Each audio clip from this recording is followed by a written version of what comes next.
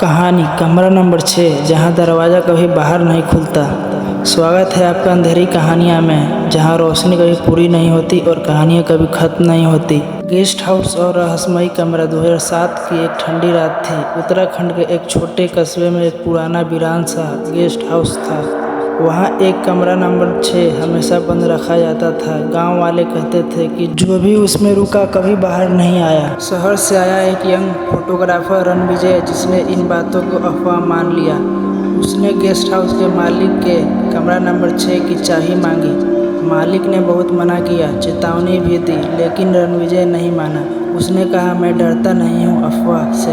रात 10 बजे रणविजय ने कमरा खोला। कमरे में ठंड थी, लेकिन हवा नहीं चल रही थी। दीवारों पर पुरानी ब्लैक एंड वाइट तस्वीरें थी। हर तस्वीर में वही एक लड़की थी, पर अलग अलग रूपों में। कभी दुल्हन, कभी छात्र, कभी माँ, और उसकी आंखें जैसे तस्वीर में भी तुम्हें घूर रही हो। जैसे जैसे रात बढ़ी, रणविजय की कैमरा खुद ब खुद क्लिक करने लगी, बिना शटर दबाए। हर क्लिक में सिर्फ एक ही चेहरा दिखाई देता था, वही लड़की, पर अब वो गले सड़ी लाश जैसी लग रही थी। उसकी मुस्कान ठंडी और डरावनी थी। डर कर रणविजय ने कमरे का दरवाजा खोला, पर बाहर वही कमरा था, फिर से जैसे वो एक चक्र में फंस गया हो। दीवारों पर अब उसकी खुद की तस्वीरें भी दिखने लगी थी, जिसमें वो डर के मारे चिल्ला रहा था।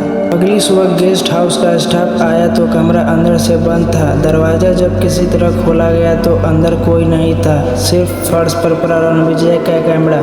उसमें आखिरी फोटो थी। रणविजय खड़ा था कमरे के दरवाजे के सामने। उसकी आंखों से खून बह रहा था और पीछे खड़ी थी वही लड़की, अभी मुस्कुराती हुई। अगर आपको ये कहानी डरावनी लगी तो सोचिए, जो उस कमरे में गया उसका क्या हुआ होगा। सब्सक्राइब कीजिए अंधेरी कहानियाँ, क्योंकि यहाँ रोशनी कभी पूरी नहीं